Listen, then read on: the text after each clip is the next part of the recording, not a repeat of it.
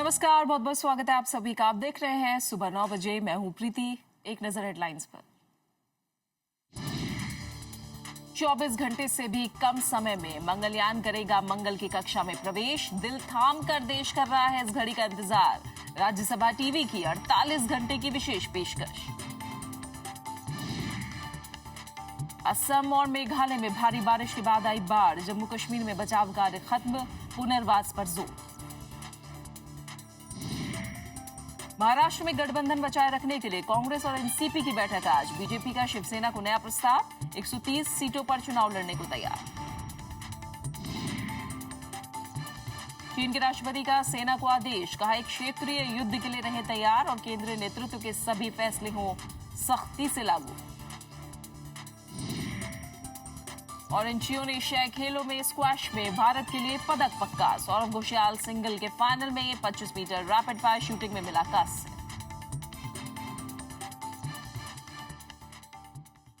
भारत के मंगलयान की सफलता को लेकर वैज्ञानिक आश्वस्त हैं।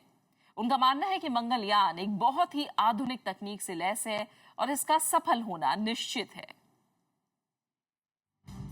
सोमवार को जब मंगलयान ने अपने लिक्विड इंजन को सफलतापूर्वक टेस्ट किया तो वैज्ञानिकों का विश्वास बढ़ गया कि यान अपने मकसद में कामयाब रहेगा। अगर ऐसा होता है तो भारत दुनिया का पहला ऐसा देश होगा जो मंगल पर पहुंचने में पहली बारी में ही कामयाब हुआ है। It will be the first time if we are able to do it. It will be the first time in the history that any country has done it at the first attempt. Even Russia or USA, they haven't done it in the first attempt. They tried so many times and only then they were able to do it. Bharat का मंगलयान मंगल के गुरुत्वाकर्षण क्षेत्र में पहुंच चुका है। इस समय वो 22 किलोमीटर प्रति सेकंड की रफ्तार से आगे बढ़ रहा है। अब वैज्ञानिकों के पास चुनौती होगी कि जैसे जैसे ये मंगलयान मंगल के नजदीक पहुंचे, इसकी रफ्तार को कम किया जाए। एक बार ये मंगल की कक्षा में स्थापित हो जाता है तो वैज्ञानिकों के लिए प्रयोग के बहुत सारे विकल्प खुल जाएंगे। When we are studying Mars, like many other missions are doing, how Mars originated, how Mars lost water, what are the weather change happens on Mars in a year, is there a possibility of life on Mars even now after water has been discovered on Mars, frozen water, and future how is it possible to make Mars habitable. Mangalyaan की सफलता भारत को उन चंद देशों की श्रेणी में ला खड़ा करेगी जिन्होंने ना जाने कितने प्रयासों के बाद मंगल पर जाने में सफलता हासिल की। इसके साथ ही भारत $300 बिलियन के स्पेस टेक्नोलॉजी बाजार में एक बड़ा खिलाड़ी बनकर उभरेगा। Bureau report, Rajya Sabha TV. और कल का दिन भारत के अंतरिक्ष अनुसंधान के क्षेत्र में एक बड़ी कामयाबी का दिन रहा। मंगलयान के मेन लिक्विड इंजन का परीक्षण सफल रहा।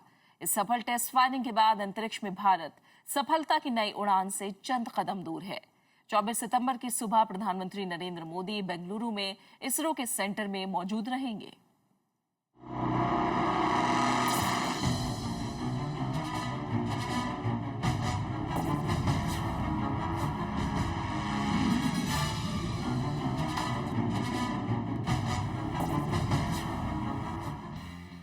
300 दिनों से स्लीपिंग मोड पर रहे मंगलयान के LMA इंजन की सोमवार को टेस्ट फायरिंग की गई।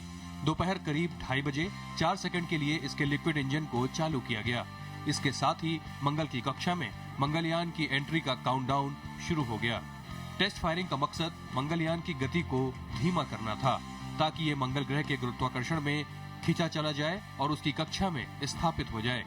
गौरतलब है कि मंगल ग्रह से 5.8 लाख किलोमीटर दूर से उसका गुरुत्वाकर्षण केंद्र शुरू हो जाता है। भारत ने पिछले साल 5 नवंबर को आंध्र प्रदेश के श्रीहरिकोटा प्रक्षेपण केंद्र से मंगलयान का प्रक्षेपण किया था। 450 करोड़ रुपए की इस परियोजना से मंगल ग्रह के अनुसंधान की दिशा में बेहतरीन मौका मिलेगा। मंगलयान में 5 पेलोड हैं। मंगलयान के साथ जाने वाले उपकरणों में पहला उपकरण मार्स कलर कैमरा है। ट्राई कलर मार्स कैमरा मंगल की सतह की खासियतों की तस्वीरें मुहैया कराएगा, जबकि दूसरे उपकरण मंगल के वातावरण, वायुमंडल में मीथेन गैस की मौजूदगी जैसी कई अहम जानकारियां उपलब्ध कराएंगे।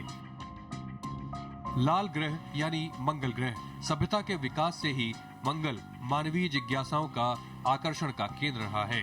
धरती के जुड़वा ग्रह के नाम से मशहूर इस ग्रह में वैज्ञानिक जीवन की संभावनाएं होने की बात भी कहते रहे हैं। इस लिहाज से देखें तो भारत का मंगल मिशन भविष्य में शोध की अपार संभावनाओं से भरा हुआ महत्वाकांक्षी अभियान भी है। अब सभी की निगाहें 24 सितंबर पर हैं, जब मंगलयान मंगल ग्रह की कक्षा में प्रवेश करेगा। Bureau report, Rajya Sabha TV. Rajya Sabha TV ने भारत के मंगल मिशन के लिए खास तैयारियां की हैं। आज और कल राज्यसभा टीवी पर दिन भर आप इस अभियान से जुड़ी खास प्रस्तुतियां देख सकते हैं। अंतरिक्ष में भारत की ऊंची उड़ान और मंगल मिशन पर राज्यसभा टीवी 48 घंटों का विशेष कवरेज कर रहा है। राज्यसभा टीवी विज्ञान प्रसार और निस्केयर के साथ दिल्ली, बेंगलुरु, कोलकाता, गुवाहाटी, त्रिवेंद्रम, भोपाल और अहमदाबाद में वैज्ञानिकों के साथ मंगल मिशन पर विशेष कार्यक्रम आयोजित कर रहा है। इन शहरों के प्लेनेटेरियम में आयोजित मार्स ऑर्बिटर कार्यक्रम में आप हिस्सा लेकर वैज्ञानिकों से सीधी बातचीत भी कर सकते हैं। मंगलयान से जुड़ी जिज्ञासाओं पर आप अपने सवाल हमारे दिल्ली के स्टूडियो में मौजूद विशेषज्ञों और वैज्ञानिकों से भी पूछ सकते हैं। फोन इन कार्यक्रम में भाग लेने के लिए आप मंगलवार सुबह 10 बजे से शाम 7 बजे के बीच फोन कर सकते हैं। वहीं बुधवार को सुबह 7 बजे से शाम 7 बजे तक फोन पर सवाल पूछ सकते हैं। कार्यक्रम में हिस्सा लेने के लिए फोन कीजिए। नंबर है 011-230-93926 और 011-230-94296। मंगल मिशन पर पल पल की जानकारियों के लिए देखते रहिए राज्यसभा टीवी। और भारत के पहले मंगलयान से 48 घंटे पहले नासा का Mars atmosphere and volatile evolution यानी माविन मंगल की कक्षा में पहुंच गया। इसके बाद नासा के इस रोबोटिक अंतरिक्षयान ने 6 रॉकेट दागे और लाल ग्रह पर पानी की तलाश शुरू कर दी। नासा के अंतरिक्षयान माविन ने मंगल ग्रह का चक्कर लगाना शुरू कर दिया है। माविन को लाल ग्रह की ऐसी कक्षा में स्थापित किया गया है जहां से इसे ग्रह की एक परिक्रमा पूरी करने में 35 घंटे का वक्त लगेगा। ये यान पता लगाएगा कि किस प्रकार मंगल समय बीतने के साथ गर्म और नम से ठंडे और शुष्क जलवायु वाले ग्रह के रूप में बदला। इस अभियान से प्राप्त आंकड़ों से वैज्ञानिकों को ये समझने में भी मदद मिलेगी कि अरबों साल पहले मंगल की सतह पर मौजूद पानी और कार्बन डाइऑक्साइड का क्या हुआ। All I can say at this point is we're in orbit at Mars, guys. And we've taken 11 years to get here, and now we get to do the science that we've been planning for all this time. वैज्ञानिकों को उम्मीद है कि माविन अभियान से उन प्रक्रियाओं का पता लगाने में मदद मिलेगी जिनके चलते मंगल ग्रह की हवा इस्तेमाल के लायक नहीं है। साथ ही वैज्ञानिकों को मंगल के वर्तमान और अतीत के वातावरण की परिस्थितियों का बेहतर मॉडल विकसित करने में भी मदद मिलेगी। Bureau report, Rajya Sabha TV. अब कुछ और अहम खबरें। असम और मेघालय में पिछले कुछ दिनों से हो रही बारिश से कई जिलों में बाढ़ का खतरा फिर से मंडराने लगा है। गुवाहाटी में किसी भी स्थिति से निपटने के लिए एनडीआरएफ को तैयार रहने के लिए कहा गया है। असम की राजधानी गुवाहाटी में पिछले कुछ दिनों से हो रही मूसलाधार बारिश ने लोगों की मुश्किलें बढ़ा दी हैं। सड़कों पर पानी जमा होने से यातायात व्यवस्था पूरी तरह से चरमरा गई है। भारी बारिश को देखते हुए राजधानी में स्कूल कॉलेजों को एहतियात के तौर पर बंद कर दिया गया है। जैसा पानी जमा हुआ 3 दिन पानी हो रहा है, इस वजह से स्कूल में बच्चा लोग जाने नहीं सकता है। और भी जो लोग कोई ऑफिस हो, चाहे हम लोग जो काम करता है, काम का लिए भी बहुत तकलीफ होता है और पानी के लिए हम जा नहीं पा रहा है। बारिश के चलते असम और मेघालय के कई जिलों में फिर से बाढ़ का खतरा मंडराने लगा है। एनडीआरएफ को गुवाहाटी में किसी भी स्थिति से निपटने के लिए तैयार रहने को कहा गया है। इस बीच केंद्र सरकार ने असम और मेघालय में बाढ़ के हालात को देखते हुए राहत और पुनर्वास कामों में तेजी लाने को कहा है। Bureau report, Rajya Sabha TV. Jammu Kashmir में राहत और बचाव का काम करीब पूरा कर लिया गया है। अब सरकार का ध्यान पुनर्वास पर है। इस बीच सड़क परिवहन और राजमार्ग मंत्री नितिन गडकरी ने सोमवार को राज्य में हुए नुकसान का जायजा लिया। सड़क परिवहन और राजमार्ग मंत्री नितिन गडकरी ने सोमवार को बाढ़ पीड़ित जम्मू कश्मीर का दौरा कर राज्य में सड़कों को हुए नुकसान का जायजा लिया। उन्होंने क्षतिग्रस्त सड़कों की जल्द मरम्मत पर जोर दिया। नितिन गडकरी ने राज्य के आला अधिकारियों के साथ बैठक कर पीने के पानी की समस्या, साफ सफाई, ग्रामीण सड़क परियोजना संबंधी मुद्दों पर चर्चा की। नितिन गडकरी ने राज्य के मुख्यमंत्री उमर अब्दुल्ला से मुलाकात कर हर मुमकिन मदद का भरोसा दिलाया। जम्मू कश्मीर की सरकार को और उनके सेक्रेटरी को कहा कि आप तुरंत काम शुरू करें। उन्होंने काम शुरू किया है। इस काम को, इस स्कीम्स को रिपेयर्स करने के लिए जो भी पैसा लगेगा वो पूरा पैसा हम देंगे। ऑलरेडी 50 करोड़ रुपए हमने उनको दे दिए हैं। इस मौके पर प्रधानमंत्री कार्यालय में राज्य मंत्री जितेंद्र सिंह भी उनके साथ थे। जितेंद्र सिंह ने जानकारी दी कि राज्य में राहत कार्य करीब पूरा कर लिया गया है। अब बाढ़ पीड़ित लोगों के पुनर्वास पर जोर दिया जा रहा है। महामारी से निपटने को उन्होंने बड़ी चुनौती बताया। रेस्क्यू का फेज अब तकरीबन समाप्त होने को आया। अब फेज है रिलीफ और फिर रिहेबिलिटेशन, और उसमें जो बीमारियों का, एपिडेमिक्स का और भिन्न भिन्न प्रकार के वाटर बोर्न डिजीजेस की जो संभावना रहती है, उससे जूझने का अब समय आने वाला है। इस बीच राज्य में बाढ़ पीड़ितों की मदद के लिए लोग लगातार आगे आ रहे हैं।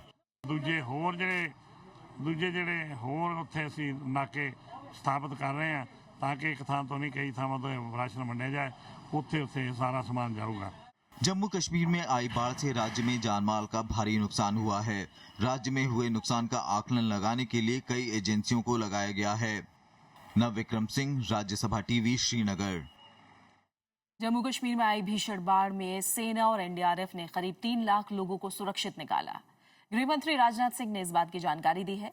जम्मू कश्मीर हाईकोर्ट में दाखिल राज्य की स्थिति रिपोर्ट में कहा गया है कि राज्य में इस दौरान सेना की 288 टुकड़ियां तैनात थी, जिसमें करीब 30,000 जवान थे। 224 नाव को भी लोगों को सुरक्षित निकालने के काम में लगाया गया था। 20 सितंबर तक करीब 2,08,000 लोगों को सुरक्षित स्थानों पर पहुंचाया गया। एनडीआरएफ ने इस त्रासदी से निपटने के लिए अपनी 22 टीमों को लगाया था। वहीं वायुसेना ने भी बड़े पैमाने पर लोगों को सुरक्षित निकालने में अहम भूमिका निभाई।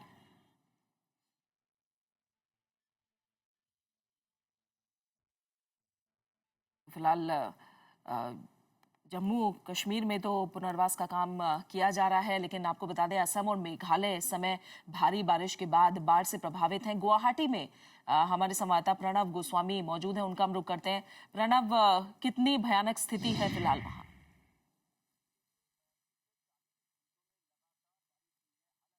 देखिए, पिछले 40 घंटों में लगातार बारिश हुई है। हालांकि इस वक्त गुवाहाटी में बारिश नहीं हो रही है, लेकिन बादल छाए हुए हैं आसमान में और लगातार जो बारिश का सिलसिला है वो जो मौसम विभाग ने उसने चेतावनी दी है, अलर्ट जारी कर दिया है। अगर हम स्थिति की गंभीरता की बात करें तो मेघालय के जो साउथ वेस्ट गारो डिस्ट्रिक्ट है, इसमें करीब 100 गांव हैं जो बाढ़ की चपेट में हैं।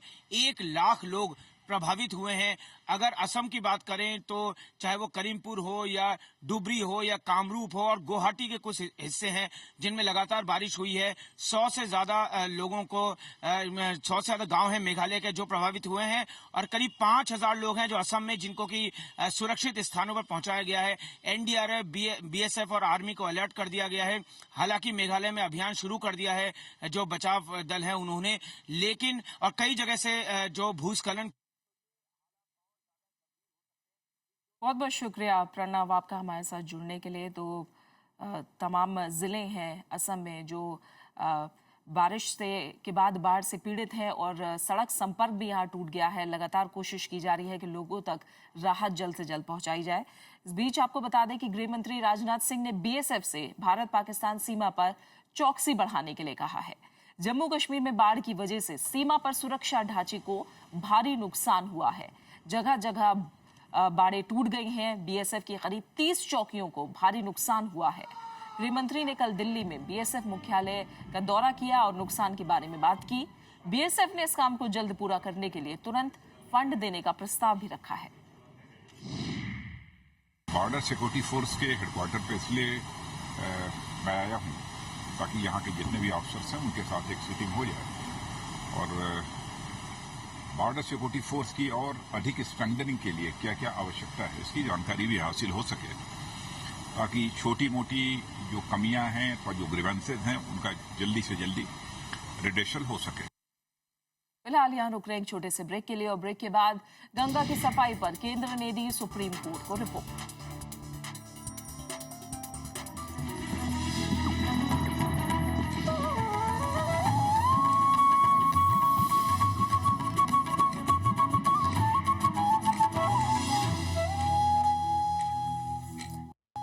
ब्रेक के बाद आपका स्वागत है। अब बात कुछ और अहम खबरों की। एनसीपी से आज होने वाली बैठक से पहले कांग्रेस ने रुख कड़ा कर लिया है।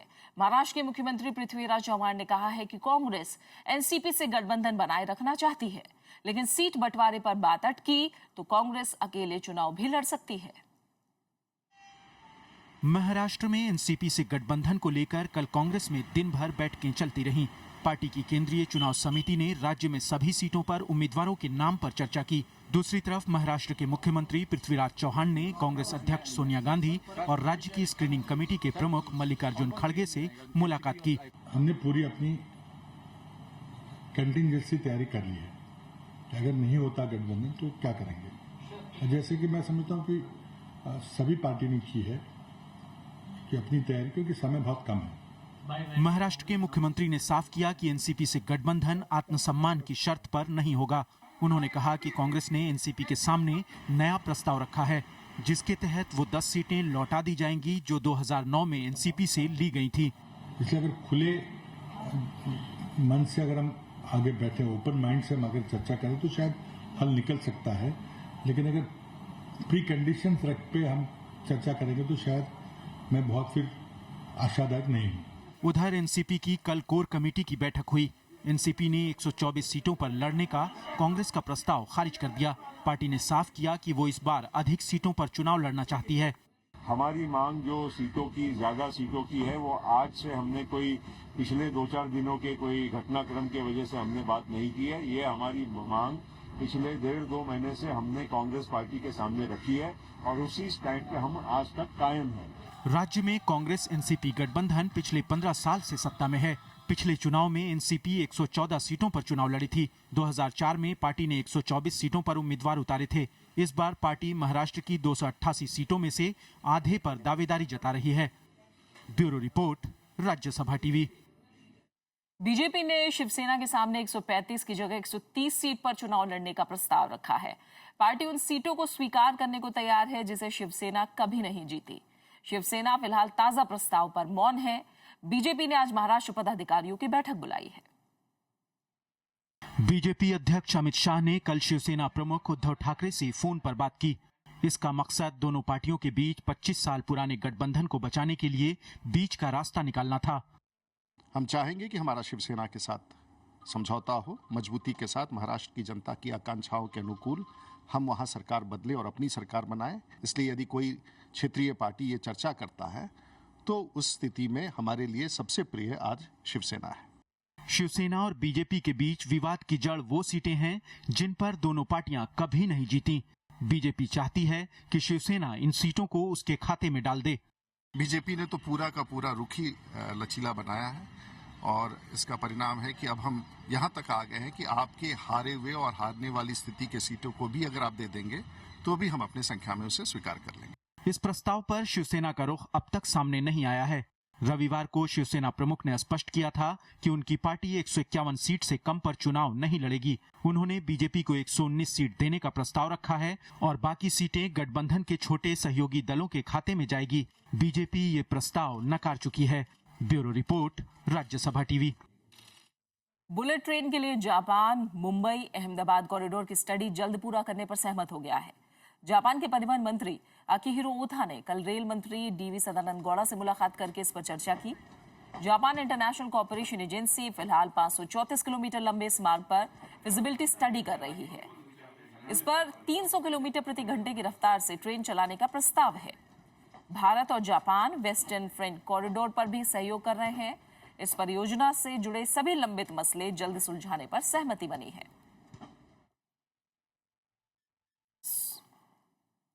सुप्रीम कोर्ट ने देश में किसानों की आत्महत्या के बढ़ते मामले पर केंद्र सरकार को नोटिस भेजा है।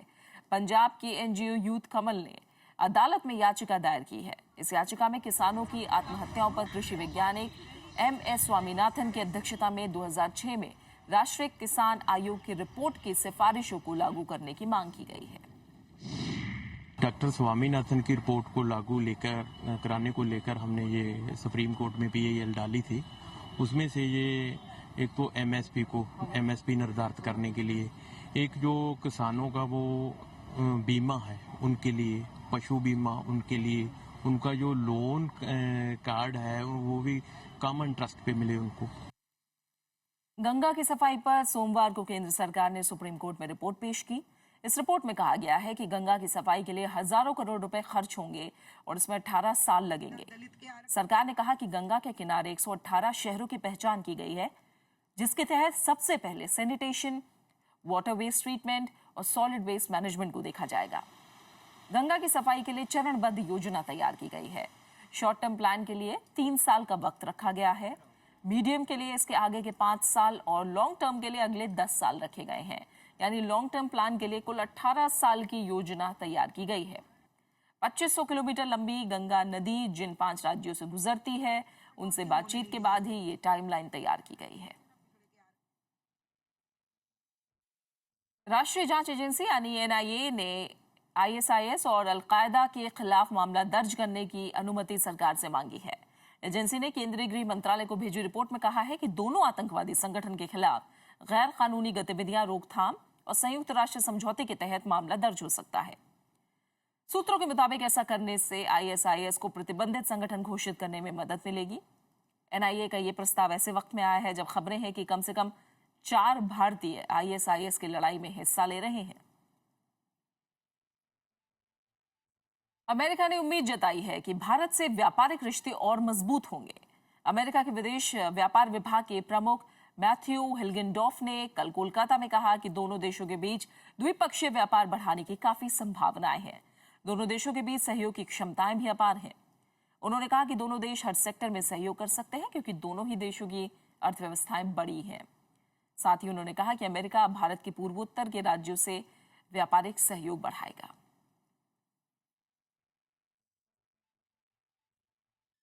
चीन के राष्ट्रपति शी जिनपिंग ने कहा है कि सेना केंद्रीय नेतृत्व के आदेश को लागू करने में कोई ढिलाई नहीं बरते।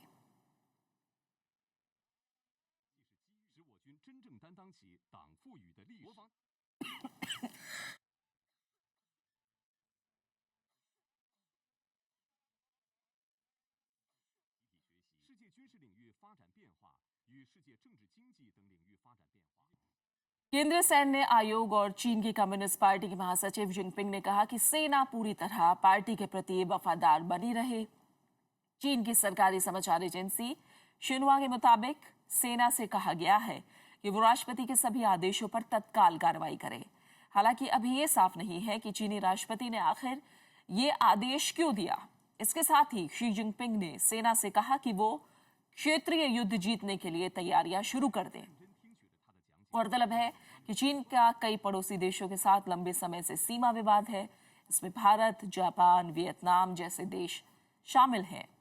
चीनी सैनिकों ने लद्दाख में भी घुसपैठ की है और कई दिनों से वहां डटे हैं। अमेरिका ने सीरिया में IS आतंकियों के ठिकानों को निशाना बनाकर हवाई हमले शुरू कर दिए हैं, तो दूसरी तरफ इराक में भी IS आतंकियों पर अमेरिकी हवाई हमले जारी हैं। इस बीच अमेरिका ने IS के खिलाफ लड़ाई में सहयोग के बदले ईरान को परमाणु कार्यक्रम में नए छूट देने से इनकार कर दिया है। अमेरिका और गठबंधन राष्ट्रों ने IS के खिलाफ सीरिया में अभियान की शुरुआत कर दी है। BBC ने पेंटागन के हवाले से बताया कि इस हमले में लड़ाकू विमानों और टॉम हॉक मिसाइलों का इस्तेमाल किया गया। हालांकि हमले के बारे में फिलहाल ज्यादा जानकारी नहीं मिली है। इराक में किरकुक के दक्षिण पश्चिम इलाके में भी IS ठिकानों पर अमेरिकी विमानों ने बमबारी की है, जिसमें आतंकियों का एक टैंक और कई सैन्य वाहन तबाह हो गए। उधर न्यूयॉर्क में संयुक्त राष्ट्र महासभा से अलग अमेरिकी विदेश मंत्री जॉन केरी ने कहा कि IS ने सांस्कृतिक धरोहरों को नुकसान पहुंचाया है। No one group has done more to put our shared cultural heritage in the gun sights than ISIL. ISIL is not only beheading individuals, it is tearing at the fabric of whole civilizations. White house ने Iran के उस सुझाव को खारिज कर दिया जिसमें IS के खिलाफ लड़ाई में सहयोग के बदले ईरान ने परमाणु कार्यक्रम में नए छूट देने की बात कही थी। United States will not be in a position of trading aspects of Iran's nuclear program to secure commitments to take on ISIL. These two issues are entirely separate. France के विदेश मंत्री ने इस बात की पुष्टि कर दी कि अल्जीरिया में आतंकियों ने फ्रांस के एक नागरिक को अगवा कर लिया है। हालांकि विदेश मंत्री ने साफ किया कि फ्रांस ऐसे आतंकी धमकियों के आगे नहीं झुकेगा। L'attitude de la France est constante dans ce domaine. Nous essayons de faire le maximum pour libérer les otages, et en l'espèce cet otage. Mais un groupe terroriste ne peut pas infléchir la position de la France. Britain के पूर्व प्रधानमंत्री Tony Blair ने IS को हराने के लिए जमीनी हमले पर जोर दिया है। इस बीच आईएस ने एक ताजा प्रोपेगेंडा वीडियो जारी किया है जिसमें आईएस आतंकियों को प्रशिक्षण लेते हुए दिखाया गया है।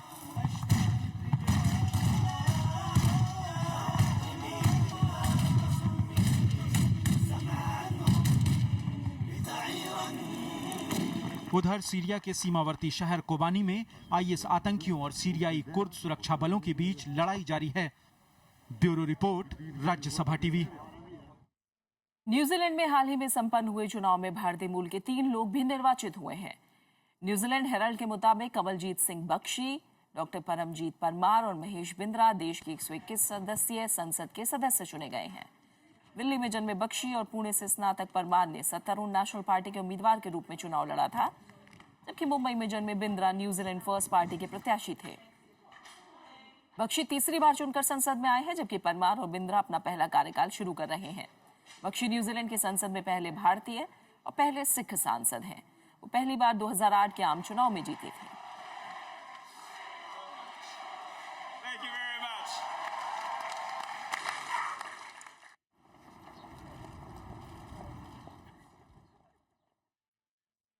और अब कुछ खबरें इंचियोन में जारी एशियाई खेलों से जुड़ी हुई।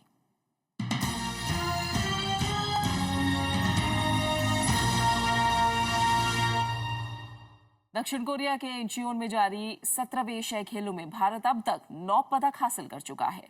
इनमें 1 स्वर्ण और 8 कांस्य पदक शामिल हैं। सौरभ घोषाल और दीपिका पल्लिकल ने स्क्वॉश कोर्ट पर सोमवार को इतिहास रचा, जबकि निशानेबाजों ने पदक जीतने का अभियान जारी रखा है।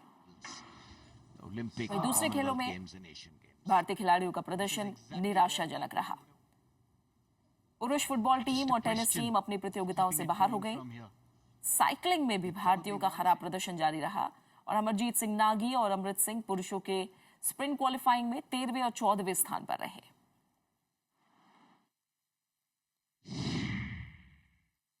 वहीं एशियाड में भारतीय निशानेबाजों का शानदार प्रदर्शन चौथे दिन भी जारी है। निशानेबाज हरप्रीत, गुरप्रीत और तमांग की टीम ने 25 meter rapid fire pistol shooting में कांस्य पदक हासिल किया, तो 10 meter air rifle team event में भी भारतीय निशानेबाजों ने कांस्य का तमगा हासिल किया। अभिनव बिंद्रा, संजीव राजपूत और रवि कुमार की टीम ने भारत के लिए पदक हासिल किया। वहीं 10 मीटर एयर राइफल व्यक्तिगत स्पर्धा में अभिनव बिंद्रा ने कांस्य पदक हासिल किया। इंचियोन एशिया खेलों में भारत का प्रतिनिधित्व करने गए निशानेबाज अभिनव बिंद्रा ने संन्यास की घोषणा कर दी है। अपने पेशेवर शूटिंग करियर के आखिरी मुकाबले में बिंद्रा ने 10 मीटर एयर राइफल स्पर्धा में हिस्सा लिया और कांस्य पदक जीता। 2008 के बीजिंग ओलंपिक में अभिनव बिंद्रा ने स्वर्ण पदक जीता था और वो निशानेबाजी या किसी अन्य व्यक्तिगत स्पर्धा में ओलंपिक स्वर्ण पदक जीतने वाले पहले भारतीय बने। 2002 मैनचेस्टर राष्ट्रमंडल खेल, 2006 मेलबर्न राष्ट्रमंडल खेल, 2010 के दिल्ली राष्ट्रमंडल खेल, 2014 के ग्लासगो राष्ट्रमंडल खेलों में भी उन्होंने स्वर्ण पदक जीता। 2010 के ग्वांगझू एशियाई खेलों में उन्होंने रजत पदक जीता था।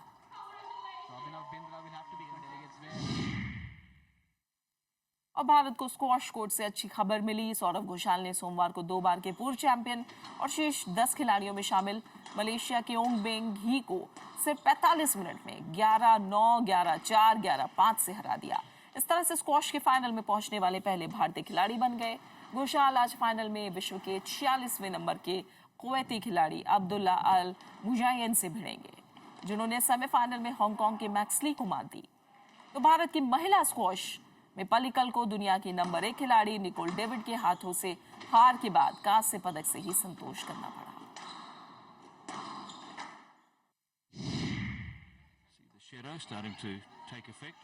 भारतीय महिला हॉकी टीम ने सियोनहॉक हॉकी स्टेडियम में सोमवार को हुए पहले ग्रुप मैच में थाईलैंड को 3-0 से हरा दिया और 17वें एशियाई खेलों में जीत के साथ शुरुआत की। भारत की तरफ से तीनों गोल पेनल्टी कॉर्नर के जरिए हुए। पूनम रानी, वंदना कटारिया और उपकप्तान दीपिका ने एक एक गोल करके भारत को जीत दिलाई। भारतीय टीम ने पहले, तीसरे और चौथे क्वार्टर में एक एक गोल किया, जबकि थाईलैंड की टीम कोई गोल नहीं कर सकी।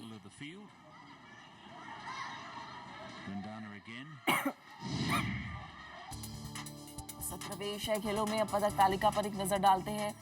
चीन के पास 26 स्वर्ण पदक हैं, 14 रजत और 18 कांस्य समेत 58 पदक के साथ चीन पहले नंबर पर है।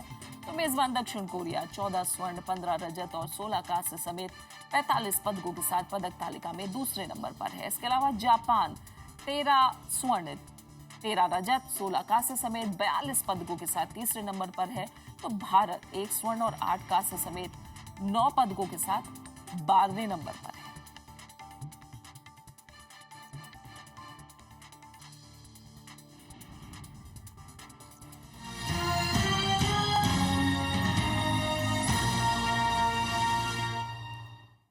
और इसी के साथ फिलहाल इस बुलेटिन में इतना ही। जाते जाते एक नजर डालेंगे हेडलाइंस पर।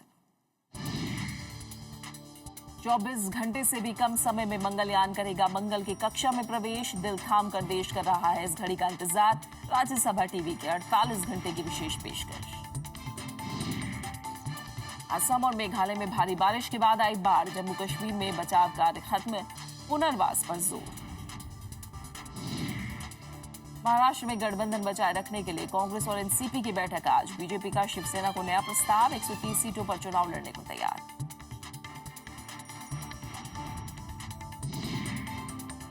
चीन के राष्ट्रपति का सेना को आदेश, कहा एक क्षेत्रीय युद्ध के लिए रहे तैयार और केंद्रीय नेतृत्व के सभी फैसले हो सख्ती से लागू। और एशियाई खेलों में अभिनव बिंद्रा ने निशानेबाजी में जीता दूसरा कांस्य। 25 मीटर रैपिड फायर शूटिंग में भी कांस्य, स्क्वैश में पदक पक्का।